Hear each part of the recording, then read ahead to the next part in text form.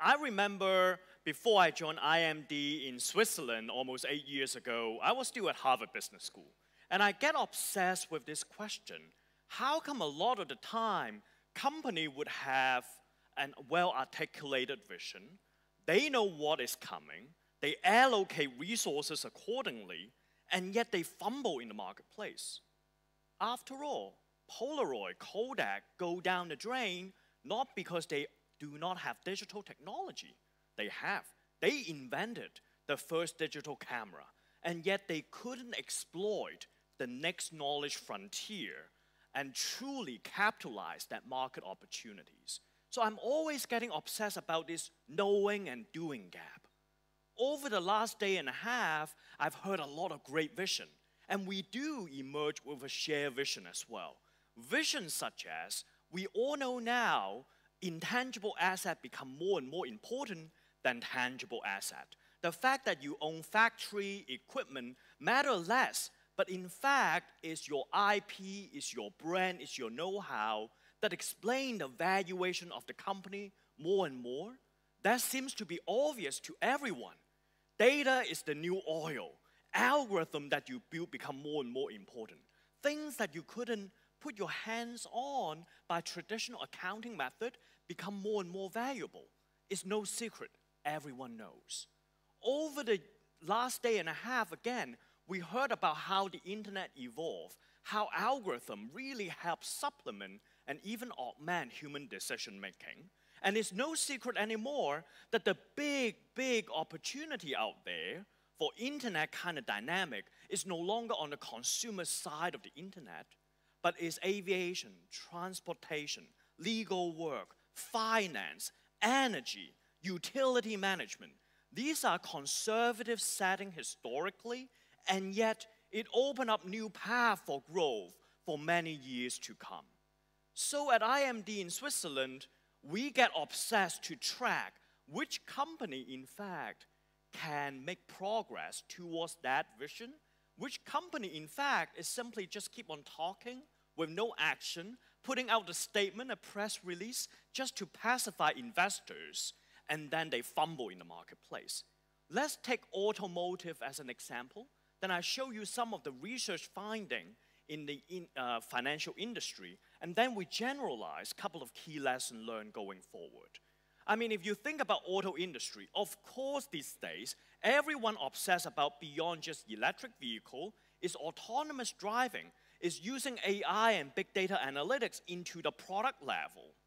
And so if you're a car guy from Tata Motors to Toyota to BMW, you get confronted with multiple disruption right now. Just like any other industry, you're always confronted with multiple challenges. The fact that your old business is maturing, the fact that you can still sell internal combustion engine, but you know there's a time limit for this core business to thrive. There is the emergence of lightweight material subsidizing or substitute the traditional steel and aluminum, but then 5G is coming. Car will getting connected, it will become entertainment center. How can we play the fact that people no longer want to own car, they just want to have mobility from point A to point B, and the emergence of autonomous driving vehicle. And so how executive and business academic can understand this world, you can always see by 2 by 2, right? The great thing about a 2 by 2 matrix is all you need to make sure you move from quadrant 1 to quadrant 4, and you figure out what the axes are later on? Just kidding. But the fact that you can almost see today's world is quadrant 1. People buying their own car, people still driving their own car. Quadrant 2 would be basically Uber or Grab in turbocharge. That no one is owning their car, but all the cars are shared, but people still driving a car. Quadrant 3 is Tesla autopilot on steroid. People still buy their own car, but car would go by itself. Quadrant 4, the nightmare for Toyota, that the two trends converge. Again, industry after industry, there are nightmarish scenarios that incumbent must confront. For bank executive, it would be fintech on steroid, for instance. For consumer packaged goods company, would be direct to consumer model on steroid. Anyways, Who's right, who's wrong? Which scenario would be right? You can make an analysis based on total cost of ownership, right? Very simple. You're looking at the total cost today. Of course, scenario 1 of today is most expensive because most of the cars are sitting in idle in a garage no one uses. Scenario 2 is cheaper because most cars would have a higher utilization rate. Scenario 3, Tesla Autopilot on steroid can save a lot of money in terms of total cost of ownership. Why? Because on highway, for instance, you can use technologies like platooning. The car next to each other are very close to harness aerodynamic. The car behind will save fuel. You can use smart city control to make sure there are less congestion, etc. Nightmarish example that I mentioned before, when a two train converge, it would save a lot of money. Then the million-dollar question becomes, when scenario 4 would happen? The good news is, when question pops up like this, McKinsey always tell you so. So McKinsey's tell us, by 2040, the game is over. Half the car would be essentially self-driving and shared by the population. Notice that in that scenario, 80% mileages driven by the population would belong to those categories.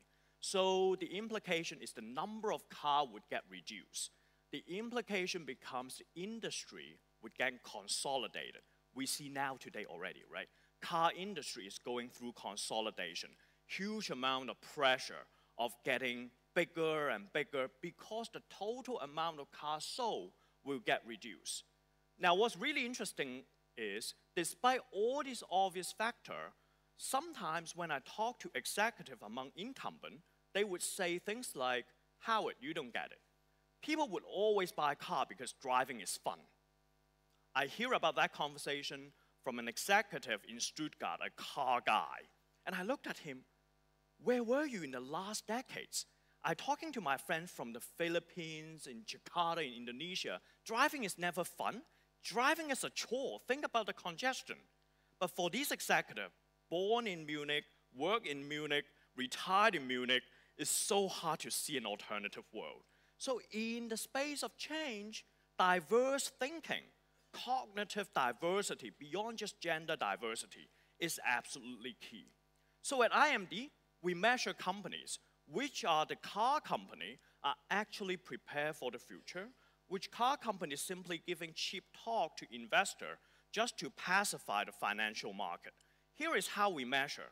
I'll tell you about the methodologies, and then I'll go through some of the analysis, as well as show you some of the findings also in the financial sector as well. For a company to reinvent itself successfully, first is they need to invest ahead of time, meaning before their core business decline, they need to invest in the future. Because once the moment your core business decline, there's no freedom for you to make big investment. Second is, so we measure the profitability of their core business first. But then, to make high profit doesn't matter too much unless you invest in the future. So we also measure the R&D expenditure as well. But then we also look at, how do your investors see yourself? Is your company a cash cow, or is your company generating new wave of growth? So we take in PE ratio, stock price, holding revenue constant. Then we also looked at, in order for a company to invest in the future, the board diversity is important. So we look at LinkedIn, what is the CEO background? What is the C-suite background? Thanks to social media again, doing research is fairly easy these days. And turns out, CEO background matters a lot. When CEO is close to retirement, usually empirically, CEO is not going to embrace a lot of disruptive change because their bonus is on the line, generally speaking. When a CEO first came on board, he or she doesn't have enough credibility to instigate large-scale change as well. So there's an inverted U-curve. Last, we measure new product launch. Supposedly, when a company successfully launches a great product, the press would talk about that. Then you scale. You move to the second market. Then the press would again talk about that, and so on. So we measure, for instance, electric vehicle as industry standard, measure against BMW electric vehicle, measure against Toyota electric vehicle, and see which one is sitting on top of one another. given these 12 different measures, we roll up to a composite index. And what we've seen is kind of interesting. So this is a survey that we published in the World Economic Forum, sponsored by Credit Suisse. I'll show you the link and you can Google it later on. Now, if you look at these findings, BMW is number 7. It's good, but it's not great. Now, this is worrisome because, again, I told you before, in the auto sector, there's going to be a huge amount of consolidation. So you, in fact, need to be a great company to have a prosperous future. So I was surprised by BMW because they were the early one who launched the electric vehicle. Remember when Tesla launched Model S, BMW launched i3, the BMW i brand. Industry loves it. People were saying it's a great car. It's so fun to drive. Then 1 year later, they launched i8, the sports vehicle, a hybrid. Again, industry really loves it. But then there's no news. Now in innovation, no news is very bad news.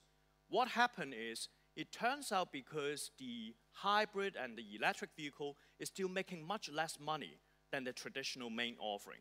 The marketing team, being a centralized function, they focus more onto their mainstream offering. So there are less investment in market presence. And then if you're a designer for electric vehicle, you get frustrated, you hate it, you left BMW and you went to Silicon Valley, set up your own store, joined Faraday, joined Tesla. That's exactly what happened. That's a talent exodus away from Munich all the way to California and China as well. So the last CEO who resigned last year from BMW, when he first became the CEO, the first thing he does is to fold BMW i back to the mainstream business in order to save cost. I've seen that movie before.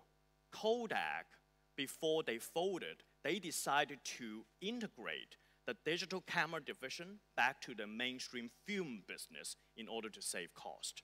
Now, I'm not predicting BMW future, so don't sell their stock because of me. I'm just a messenger. But it goes to show a lot of the time when we try to scale disruption, whether it's Kodak scaling up digital camera, whether it's BMW scaling up EV, it costs so much money that a company could not even self-finance.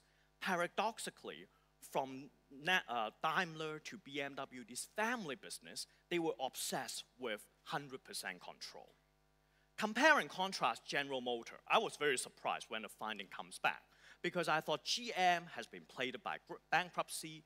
There is no chance for them to survive. But then turns out after the Obama bailout, Mary Barra, the external CEO, who's the first female executive, joined the car company. He brought in new board members from outside to join the company. They invest in a company called Cruise Automation. And then they were successfully to partner with Honda, their arch rival, to launch pizza delivery slated 2020 in Tokyo. But not just that. When SoftBank decided to invest in Cruise Automation, GM said, yes, please put the money in. We scale back our holding to minority shareholdings. That is the kind of capital agenda unthinkable in a German family business context.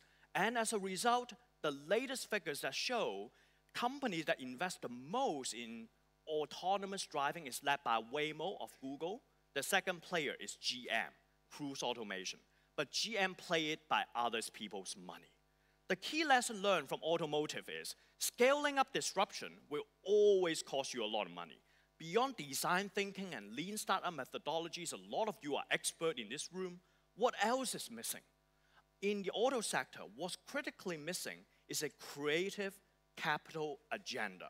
And that is a discussion, oftentimes a difficult discussion, cannot get delegated unless the C-suite take on that discussion themselves. So let's take a look in the finance sector. Because today in the finance sector, everyone talk about robo-advisory. Everyone talk about blockchain, mobile service, mobile payment, ecosystem. Again, it's the same vision shared by the entire industry. We use the same methodologies to measure which banks are just talking about that, which banks are actually making tangible progress along the way. From that angle, you would suspect companies that are digital native, such as PayPal, such as Square, they would be sitting on top of my ranking. But I'm not caring too much about this digital native. I get obsessed which are the industry incumbent are successfully ready themselves for the future. And from that angle, we were surprised again that it's actually Master and Visa card are the most interesting fintech startup, if you will, in today's world. So I was surprised because I thought credit card is going to disappear. Plastic will become irrelevant in the future. So we did some deeper analysis to understand why Master and Visa card is even more prepared than PayPal and Square for this instance. And turns out what's interesting, of course, Master and Visa have their own incremental innovations, such as the biometrics as you see on the left top corner. But yet at the same time, PayPal needs to work with Visa and Master to connect with merchant and buyer as well. Even Facebook, before they had this idea of launching their cryptocurrency initiative, which is ill-fated, they had Facebook Credit. They require Visa and Master to clear the infrastructure. So much so from Google Wallet to Apple Pay, they were all using Master and Visa card infrastructure. So here's the key lesson learned. If you cannot beat fintech innovator, you let them join you. And that's the secret sauce for Visa and Master. They totally understand for us to reinvent the next generation of killer app or killer features, it would always be too slow, too late, we're too big. What we could do is to open up our platform, our infrastructure, make it so easy for others to connect, and so secure that even Apple would choose to work with them. This is why last year, when Apple launched its Apple Card, the design is beautiful. It truly is quite stunning from an aesthetic point of view. But at the back of the Apple Card, it still have the MasterCard logo as well. Even Apple cannot ditch the old boy network. So there will be one day, there will be no plastic card in the world, but Visa and Master, its infrastructure will continue to hum to make payment easy around the world. The only major competitor from that perspective for Visa and Master is in fact China's Union Pay, which is this monopoly credit card clearing company in China. So what did that Visa do to prepare itself? It had a joint venture with Alibaba right now. All right, so that is the sort of financial institution learning. And what we see is in this particular vertical, what we learn is it's so important to make sure your supply chain or your ecosystem is digitally connected with your partner. So these are 4 different types of organizational setup. Vertically integrated company, we all know what they are. You basically do everything in-house. And I'm focusing on these 3, which is more common. Static supply chain is like a traditional car company. You buy from component supplier, you integrate, you sell to consumer. Open market on the right-hand side is the traditional stuff that your end customer would just buy stuff in the market and do their use case by themselves. People would buy tea bags and then cup and saucers by themselves in different stores. Now, ecosystem is a buzzword today. Essentially, the clearer definition is customer can either buy from you or buy from the suppliers that sit on top of your platform. So people buy from Apple or people buy stuff on third-party mobile game stuff on top of the iOS. The key here is that connectivities need to be digitally connected. The reason why Visa and MasterCard is so successful is the easy plug-and-play API. So here's the question for us to reflect on. We also need to scale up our ecosystem. And in your ecosystem interface, how much it is digital, how much this is manual. When I spoke to executives in the Western world, particularly in Europe, they all said they have an ecosystem. But all of these collaboration is based on manual contract. And I'm sorry, this is not digital ecosystem. Unless you make it automatic and plug and play, otherwise your influence is way too slow. So this is a difficult conversation one has to also embrace. But if you hear about what I've been speaking so far, it's also about the idea how you can thrive over the long run. Because it's not enough to succeed in the next quarter. It's not enough just to succeed in the next 5 years. But if we were to try to prosper over decades or over centuries, from time to time, organizations do need to leap to the next knowledge frontier. For car makers, it's moving away from mechanical engineering based on internal combustion engine to self-driving car to electric vehicle. For banking institute, if from the historic managing human relations, like in a retail branch, to robo-advisory to AI. And so if you're interested about these findings, simply Google for all the other report, Knowing Doing Gap Howard U, and you can get all kinds of publicly available report, both from the other vertical as well. There are consumer packaged goods, all the ways to global logistics as well. We keep churning the report, and you get access to the database if you're interested around that. But let me back it out a little bit about the key lesson learned here. The reason I am obsessed with this question of a knowing-doing gap is what I have observed across industry and era. There's always the latecomer that will surpass pioneering company. So you take from personal computer all the way to wind turbine, the pioneering company historically are all Western companies. Today, all these sectors are dominated by latecomer, usually from Asia. Then the key question is, what can you do about it if this is such an inexorable dilemma for innovator? The key question that I find out, or the key finding, is you need to leap to the next knowledge frontier. Let me explain a little bit. In Switzerland, it's fortunately that we had an industry that has settled down in a city called Basel for more than 200 years. They never get disrupted by any latecomer, which is very strange because Detroit get decimated by the Japanese and the South Korean. Today is threatened by Tata Motors and BYD from China. In Switzerland, there's a cluster of companies have settled down along River Rhine in the city of Basel for more than 2 decades, 2 centuries. And that industry is the global pharmaceutical industry.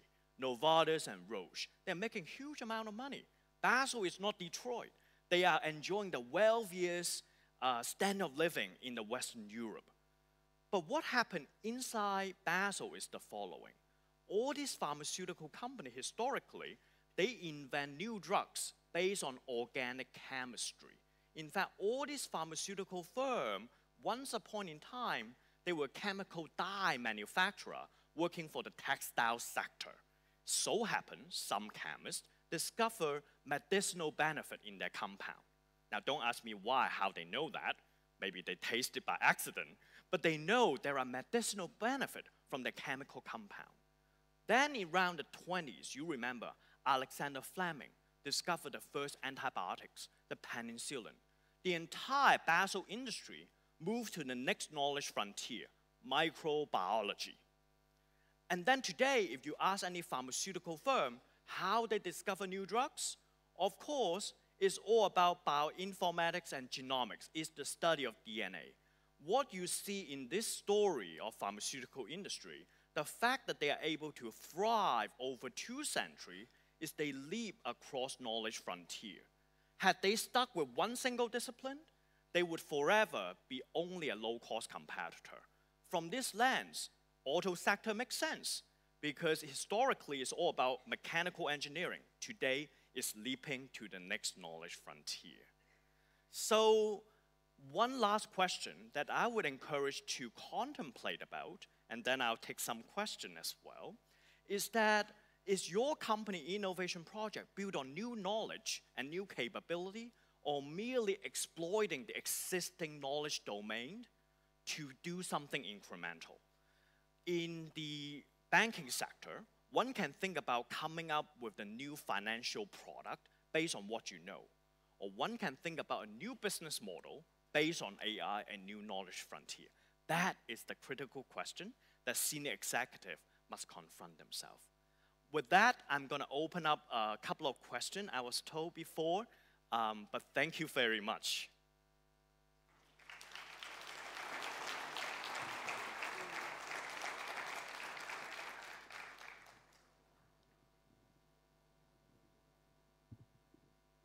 Uh, First of all, thank you. Very insightful presentation. Appreciate the research about the industry. I am from the financial services sector, work for American Express. And when you spoke about all the fintech companies and you spoke especially about MasterCard and Visa, I know you didn't mention American Express. They have a closed loop model. What are your views of American Express and what are the strengths the company brings? That's great. I need to be careful when industry insiders challenging or asking me a question, but thank you for bringing this up. American Express, a few years back, they were very, very successful in their digital strategy. It was when the industry begins to feel this whole digital thing can affect the financial sector, and American Express really did a massive job in getting new customers to sign up. And yet, I think the idea here is, at the industry evolution at its early phase, closed-loop system works best. Once the industry mature in digital, then the open system works better. It's the whole old saying, when iPhone first launched, it needs to be completely closed, but in terms of number of user adoption, Android surpassed as a later stage. So I think American Express was on a crossroad. Historically, we are closed. We deliver this unparalleled user experience.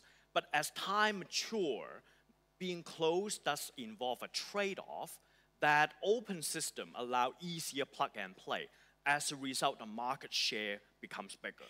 The critical question for executives then to ask themselves becomes, going forward, is market share the determined factor in order to win because of monopolistic type of dynamic of an industry, or we can stay small and beautiful?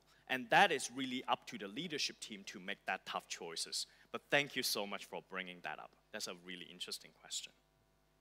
I'll take the next question. Out here. I do come from a financial industries background. By the way, inspirational stuff, the keep learning hashtag is not just for individuals, but also for corporations. So that underlying theme of keep learning was very evident out there. So that was a good learning. In terms of when you talked about Kodak and you apply the analogy of how BMW also needs to step up, Kodak was more of mass production, a mass market.